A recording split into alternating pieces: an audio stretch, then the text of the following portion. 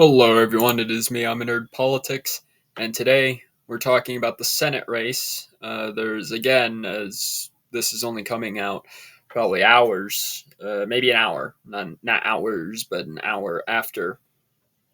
Could actually be 30 minutes. I don't know. But this is the Senate race currently going on. We could see some thin margins, but currently the lead is that Republicans are at 50 in order to win. Democrats are at 43. 50 are needed to win for the Senate. Um,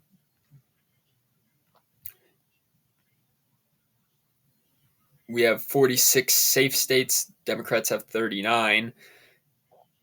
It's if we can win the Senate, we get a lot of power back that we didn't have in 2016, that we didn't have in previous years, uh, which would make us very, sufficient and our country a lot better, especially under a Trump administration.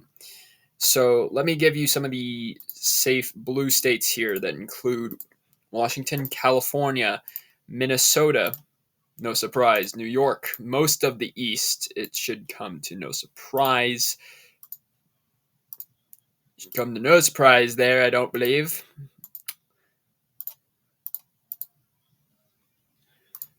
Also seeing a lead in Delaware, Joe Biden's home state, and Hawaii. So that leaves a 39 here, puts one again up against Republicans, with their safe states being Indiana, Wyoming, Montana. Or sorry, that's not Montana. Oh my God, I'm gonna lose my mind. Missouri, Indiana, Tennessee, Mississippi, and Utah. Now there is some undecided here, and I forgot to add that there's still some very undecided votes that are not yet available to the public.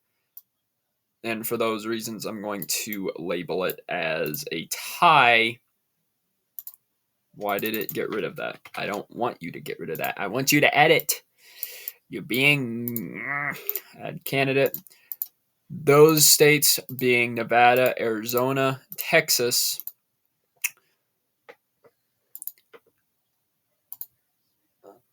as well as Nebraska's 2nd District, Wisconsin, Michigan, Ohio, and Pennsylvania.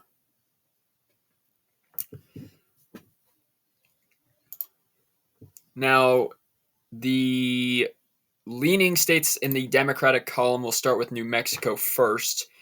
Henrik has a current 9.4 advantage over I really am really bad with pronunciation, so dominant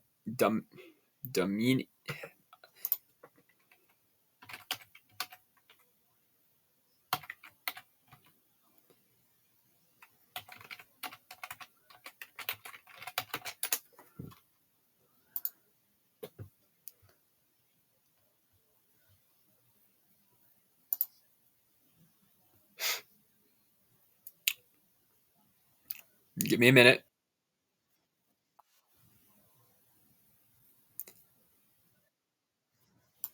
Dominici, right? Anyhow, we have a 9.4 advantage. So it says here, of course, on here that it's like leaning that way, and I'd have to agree. We have a lean towards towards Democrats getting New Mexico here, not a big problem. We have 45 here, so it's not a huge deal. We have Nebraska with a, also similar leaning side over here. Fisher, 7 points above Kerry. Out of the two, though, it's still a 5-point advantage. And we saw this. We saw that we see here Fisher lost some additionally from where he was at in 2018, but we still have a lead in Oklahoma. This isn't Oklahoma. Oh, I'm having a brain meltdown. Oh, I don't know what's happening.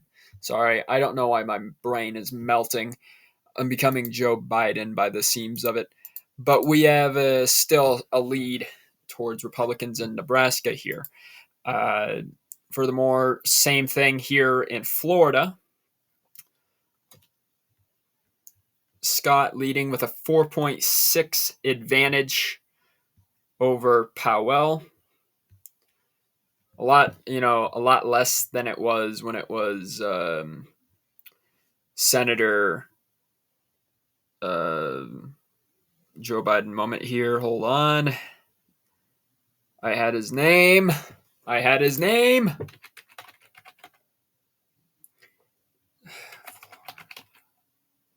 Not Marco Rubio.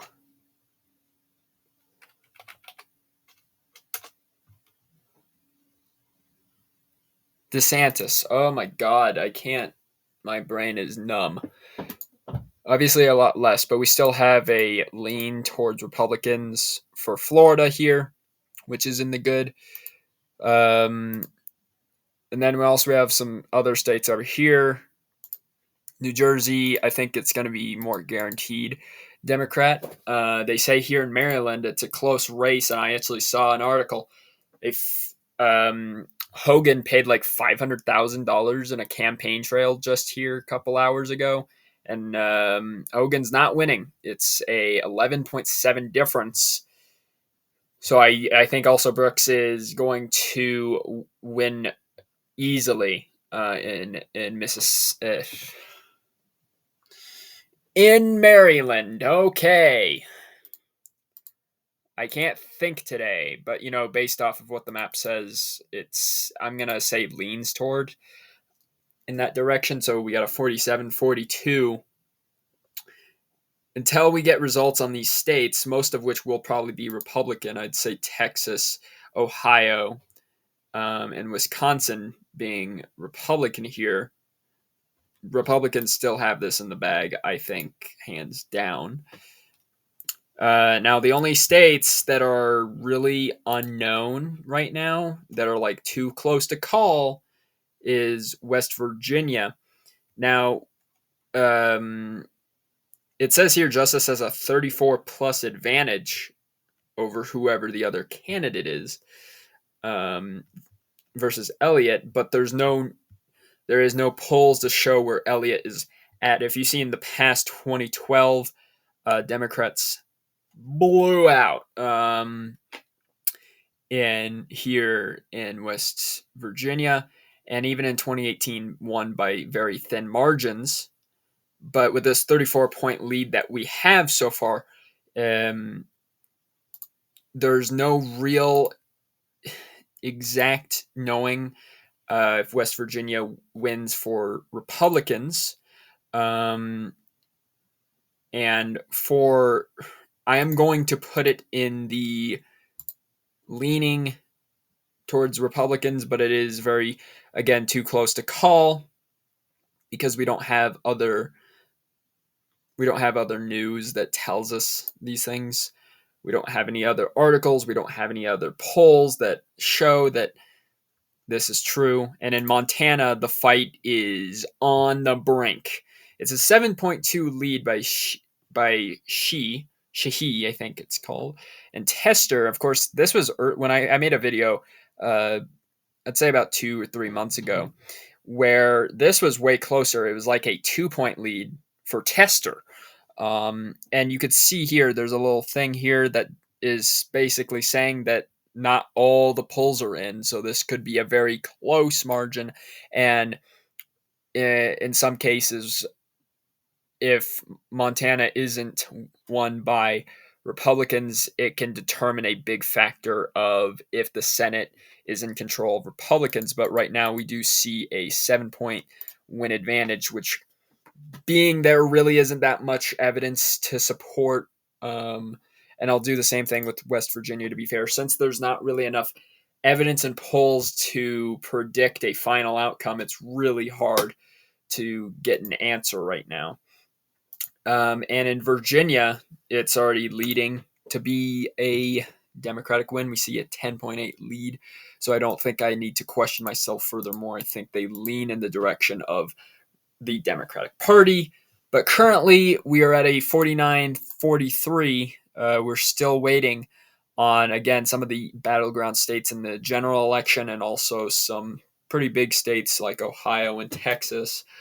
But until we can get those results, it is completely unknown. And I hope you got something out of this, like at least an idea of where everything is. I am sorry for my misinterpretation and also my misspeaking. It was like Walz on drugs. It was like Joe Biden on crack. So I am sorry for that deeply. Um, just really confusing day. So of course, if you want to see more political videos, I will probably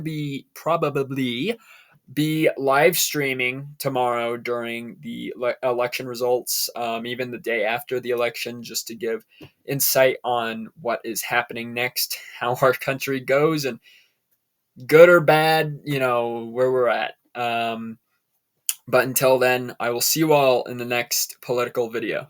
Peace out, everyone.